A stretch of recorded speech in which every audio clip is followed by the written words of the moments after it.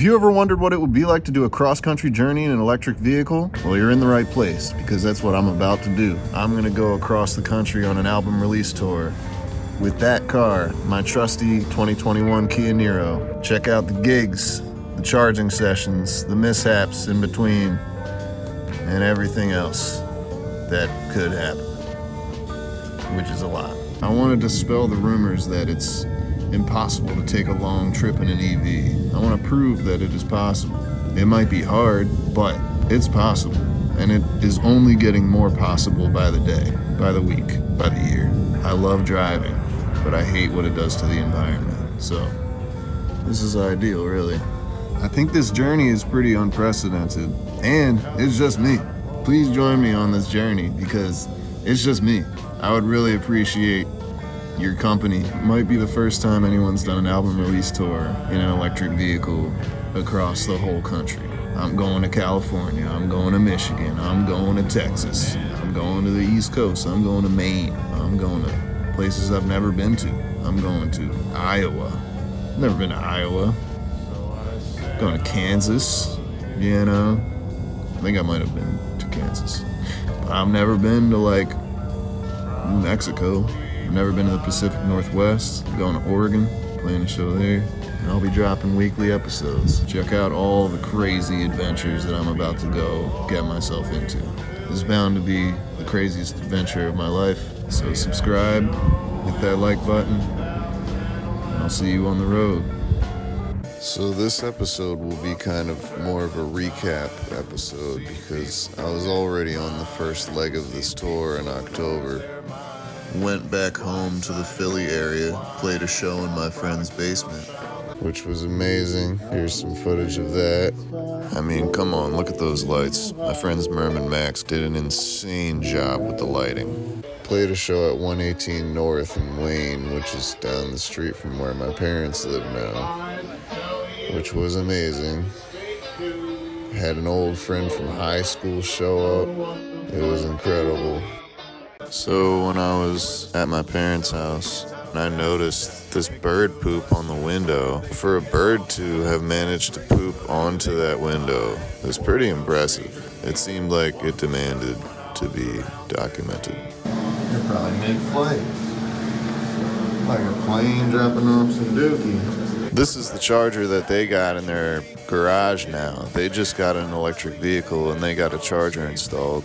And then I was practicing in their living room and this bird just flew directly into the window. I jumped up because it literally was like, doom, and I looked out and this is what I saw. So yeah, that was pretty wild.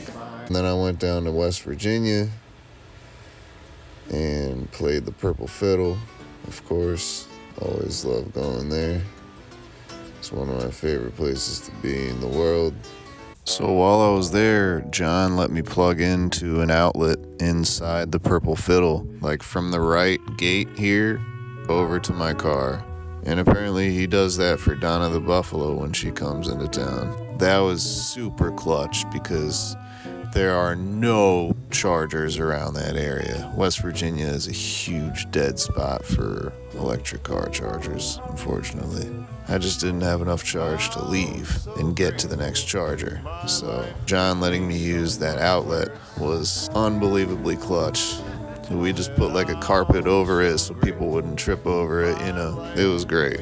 And I always love going there because you get to see all these cool things, like these coke ovens. And then I took this amazing walk. I don't know how this even happened. So that is sometime in the early 1900s, I believe. And then this is present day. And this was crazy. This was a coal mining town. They still had the buildings there, and they had a company store and everything. Look, there's my name. God, I love this town. I think the Downhill Strugglers were here. In fact, I know the Downhill Strugglers had recently been there. Pretty sure one of them drew our friend Farrell Foster here. And then I went further down south to an Airbnb at a ski resort in Snowshoe, West Virginia. But before I did that, I went over to Charlottesville because the owner of the Purple Fiddle, John, who's an amazing person, suggested that I go busk in Charlottesville, and I never had, so I decided to go do it. And he was saying that Dave Matthews contributed to Charlottesville being amenable to buskers in some way, so that's pretty cool. I set up right outside of the radio station and it started raining like 30-40 minutes in. I live streamed it on Facebook. You could see in the live stream when it started raining. So from there, I went down to White Sulphur Springs, which is in southern West Virginia, for the second to last show on this first leg. And unfortunately, I have no video from the actual show, but it was an awesome show and that's an awesome place. Here's the Facebook event page, which was very official. They made a whole night of it, which was awesome. And I saw these amazing sunrises. From the ski resort snowshoe Airbnb, it was only about an hour drive, so I was able to drive there and back with the same charge and then charge up at the ski resort Airbnb because there was a level 2 charger there, thank God, because there was no other options in the immediate area. So that charger at the ski resort saved my. Then I went to this Airbnb in Southern Virginia, which was an organic farm. I think that's where I got pink eye. But it was insane. You parked on the street and then took this bridge over a stream onto this farm.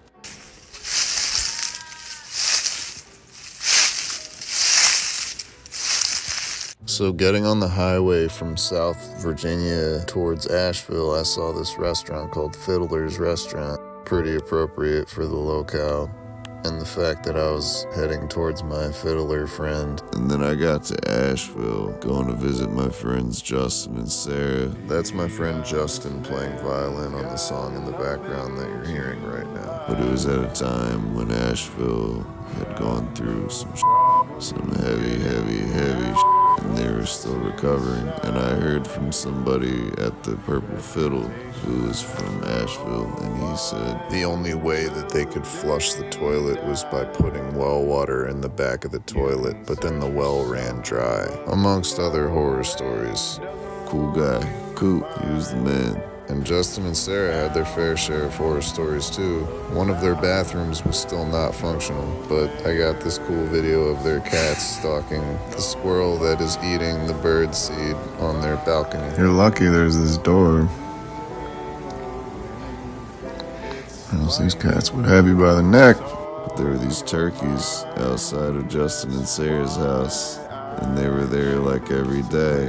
What up, turkey gang? And then there was this dog that was in the front seat. That was cool. And then went from there to Knoxville, Tennessee. I was supposed to do a radio show in Knoxville, Tennessee, but I got pink eye like the morning of and had to cancel it. Very disappointing because it was a very cool show and a very cool radio station. Went to the library and there was this park like out back. In the back of the library, that was amazing. These ducks were just chilling too. I don't know if I've ever been that close to ducks before. I'm trying to fan them.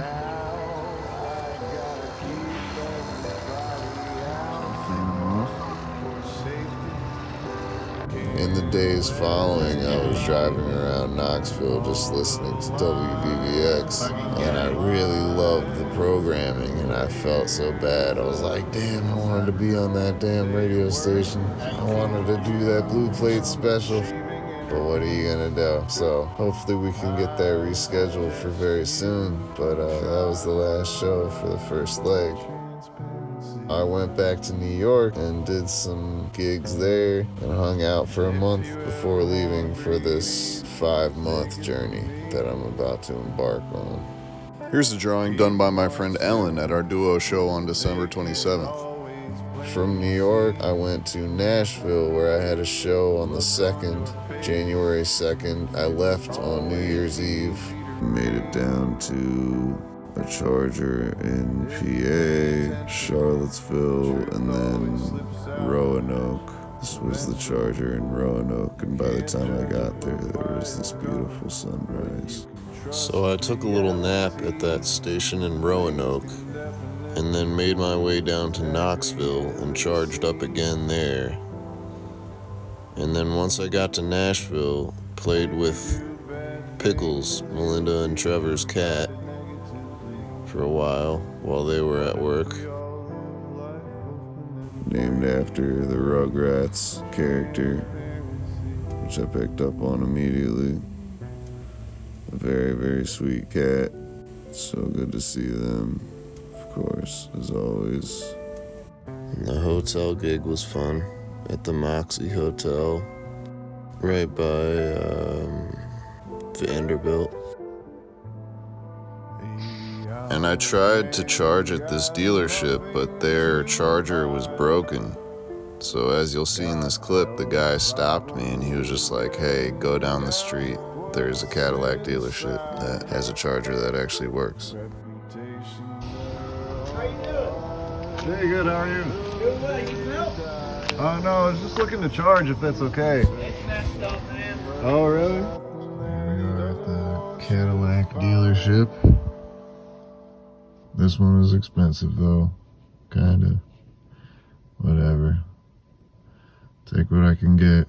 So this guy in the car that is pulling out of the parking lot pulled up to me, and I guess he works at this dealership because he asked me like, hey, are you good? Do you need to use the bathroom inside? Like, do you need anything? And I was like, no, I'm good.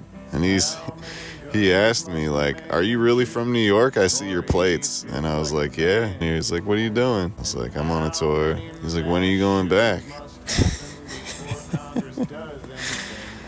I was like, 5 months. I'm on the road, man.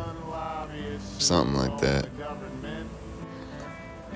I finally made it to New Orleans, and it was a day after that shooting had happened in the French Quarter, and I was on Bourbon Street. And it was cool. Although there were a lot of cops, but people were out, you know, reveling and whatnot. And, yeah, it was kind of like a dark undertone, but people were still doing their thing, you know. Can't keep NOLA down, man.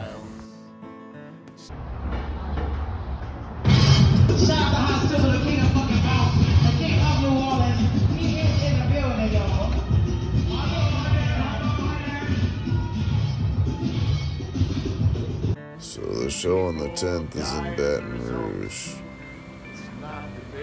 And my Airbnb is about 30-40 minutes outside of Baton Rouge, right by New Orleans. So now I'm down here chilling until the show. And actually, there's a free fast charger in Baton Rouge, so it's pretty convenient. I could just drive over there from the Airbnb, charge up, come back for free. Some f***ing beignets. I still have not had beignets until now, which is insane. Like, I know so many people who have had beignets before. But yeah, so here goes. First beignet ever. That shit was so goddamn bomb. It was crazy. So to make this tour happen, I had to go into 3 different apps: PlugShare, ChargeHub, and ChargePoint are my main 3. Sometimes I'll use Electrify America if I'm in a bind and I need a really reliable DC fast charger. But basically there are 3 levels of charging. The first is your standard AC outlet that you have everywhere in your house. Level 2 is a little faster than that. And level 3 is real fast, and it'll take you 30-40 minutes to get to 80%.